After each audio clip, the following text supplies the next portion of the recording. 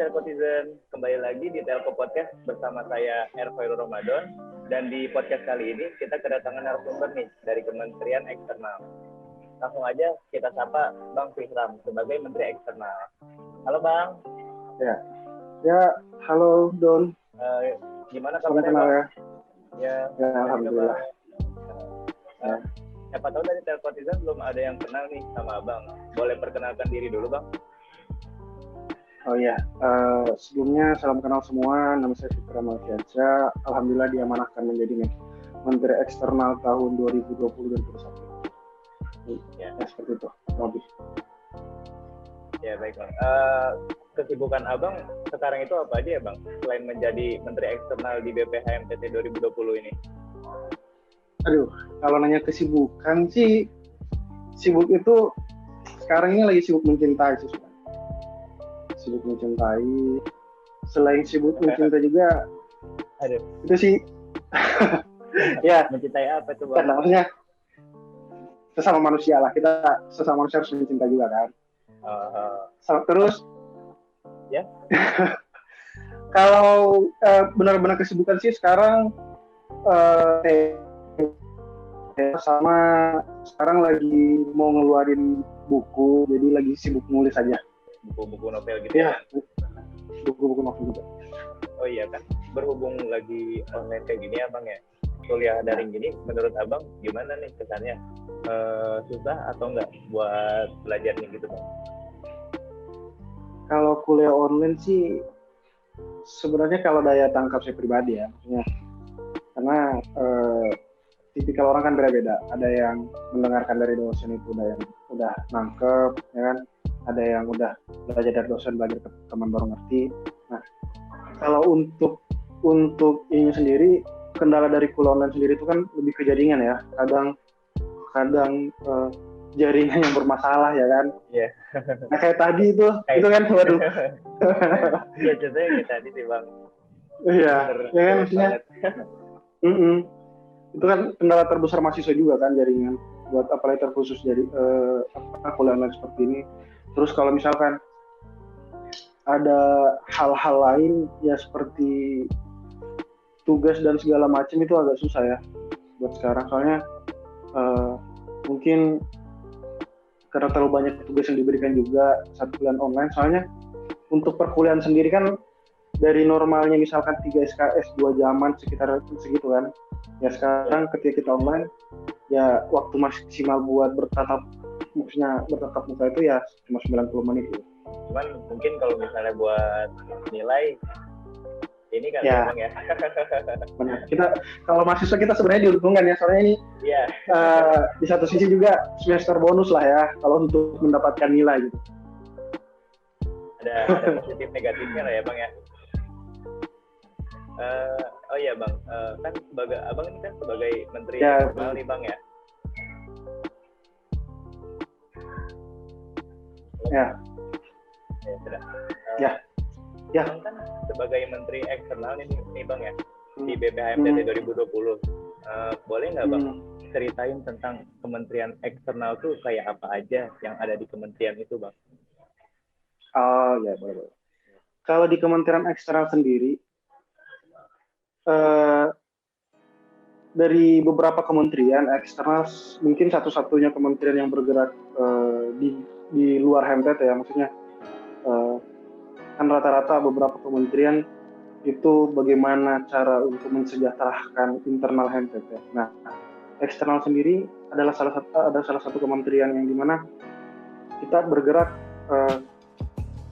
di bidang salah satunya itu antara mahasiswa ke mahasiswa lainnya dan mahasiswa ke masyarakat gitu.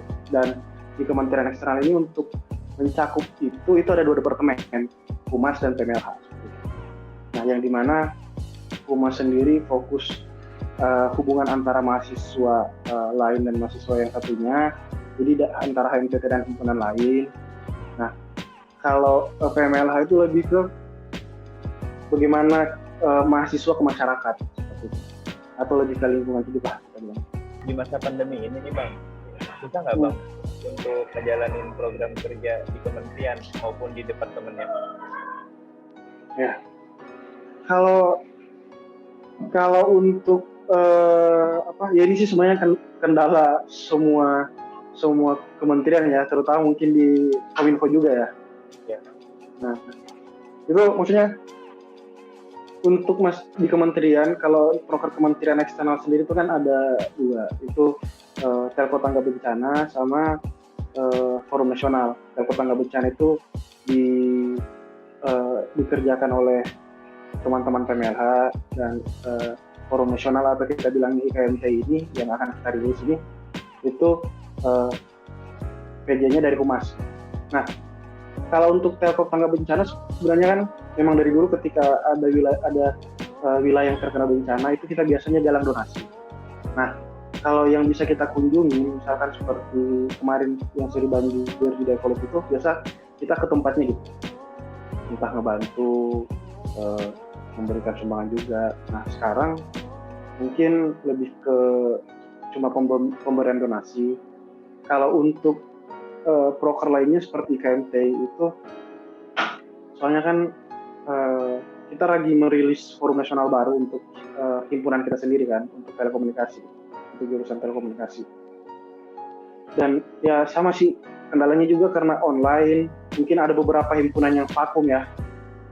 Ada beberapa himpunan yang vakum, jadi agak susah komunikasinya masalah itu. Sama kalau untuk masing-masing departemen sih, ada beberapa proker baru yang kita tambahkan. Jadi misalkan seperti Humas, ada Telco Talk untuk gimana caranya tetap menjalin silaturahmi antar sesama pengurus. Kemarin pun di PMLH juga yang seharusnya seminar online atau hal-hal kita lakukan online seperti donor darah dan segala macam karena nggak bisa dilaksanakan, ya sudah diadakan seminar online seperti itu. Jadi banyak proker yang harus kita sesuaikan gitu. Itu yang susahnya. Nah, keren ya Bang ya.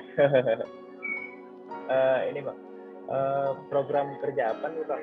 Program kerja apa aja ya Bang yang seharusnya dijalanin pas offline tapi malah lambat Bang pas online? Ada nggak Bang kira-kira Bang? Ya itu salah satunya tadi. Kalau misalkan kalau kayak di Humas ya, seharusnya kan target kita terencana terbentuknya IKMTI, Ikatan Keluarga Mahasiswa dari Komunitas Indonesia, itu seharusnya tahun ini, hanya karena tahun kemarin mepet dengan pergantian pengurus, ya goals kita tahun ini, ya kan? Nah, karena kondisi tadi mungkin ada beberapa himpunan yang vakum, jadi susah terbentuknya gitu. Itu dari Humas. Nah, dari PMLA sendiri, proker Bina Desa, ya yang dimana kita langsung terjun ke desa, ya kan? Ke masyarakat, ya karena pandemi, ya jangan sampai mungkin dari teman-teman mahasiswa ada yang sakit atau yang terdampak gejala hanya mereka tidak rasakan, takutnya kita menyakiti orang-orang di masyarakat di desa juga. Nah kan hal itu yang tidak bisa kita harapkan. Jadi untuk Bina Desa sendiri tuh sampai sekarang mungkin belum terlaksana ya karena pandemi seperti ini juga kan. Nah, jadi itu banyak proker besar lah masing-masing departemen yang terdampak. Kan tadi Abang bilang kesibukannya itu kan sebagai ini ya Bang, sebagai mahasiswa juga menjabat sebagai menteri sama nulis novel ya Bang ya? Iya. Ini Bang, menurut Abang apa aja nih Bang keuntungan atau benefit buat diri sendiri dengan bergabungnya di BPHMTT ini nih Bang? Kalau untuk benefit sendiri, untuk benefit pribadi ini lebih ke pendewasaan diri sih. Soalnya kan ya seperti kita tahu di berorganisasi itu tidak segampang kita masuk aja kan. Nah, jadi ketika kita masuk misalkan masalah-masalah bagaimana kita bisa mengembangkan organisasi dengan kuliah, bagaimana kita bisa mengembangkan organisasi dengan ya kebutuhan kita sehari-hari seperti tidur, ya kan? Nah, jadi self management itu betul-betul bisa kita aplikasikan di organisasi. Makanya saya bilang ke teman-teman yang lain, baik ke adik-adik juga ya, manfaatkanlah organisasi tersebut. Ini adalah lahan kita beraktualisasi, lahan gratis kita beraktualisasi. Ya kan? Jadi berorganisasi itu nggak hanya masuk, tapi ya kita juga harus mengambil hal-hal seperti itu, ya kan? Karena saya di eksternal ya hal betul-betul benefit yang saya dapatkan di selama saya menjabat di Kementerian Eksternal dan waktu dulu juga staf ahli di Departemen Humas, ya banyak kenalan saya di luar HMTT. Menambah relasi lah Bang ya. Di himpunan lain. Ya, menambah relasi tua. Oke, baik Bang. Ini Bang, yaudah yang terakhir nih Bang, sebelum penutupan, kesan dan pesan Abang selama menjabat sebagai Menteri dan bergabung menjadi bagian dari BPHMTT 2020 ini apa Bang? Pesan ya? Ya, kesan dan pesannya Bang. Halo? Kalau untuk pesan sendiri sih, ini untuk menjadi pengurus sendiri itu suatu hal yang membanggakan ya, soalnya betul-betul ketika apalagi jadi pengurus ya, kita lah pengurus bagaimana bisa mengadakan program yang berguna buat mahasiswa, kan? Nah, jadi untuk pesan saya buat teman-teman juga ya, selama kita berorganisasi baik di HMTT atau dimanapun itu, ya bekerjalah dengan tulus. Soalnya di luar untuk keuntungan sendiri, ya bagaimana kita bisa jadi bermanfaat, ya? Entah proker-proker yang kita adakan untuk mahasiswa ataupun yang berguna bagi masyarakat, ya karena saya percaya itu sebaik-baiknya manusia harus bermanfaat. Jadi jangan malu untuk berbaur, jangan malu untuk berorganisasi, karena benefitnya itu sangat besar. Oke. Makasih banyak ya Bang Pinggam yang udah menyempatkan waktunya untuk ngobrol di Telco Podcast kali ini. Wah, banyak banget ya pandangan dan ilmu baru nih dari Abang ini. Makasih banyak ya Bang, sekali lagi. Nah, buat Telcotizen semua, seru banget kan podcast kali ini. Saya, Ervoiro Ramadan, mohon maaf jika ada kesalahan kata atau perbuatan. Nih Bang, biar lengkap podcast kita. Bisa kali ya Bang, kita jargon dulu. Boleh dipimpin Bang? Ya, boleh. Ya. Boleh. Ya, kemudian oke. Kita jalan sama-sama ya. Ya Bang. Telekomunikasi pertama terbaik. Salam telekomunikasi. Ya, makasih ya Bang ya.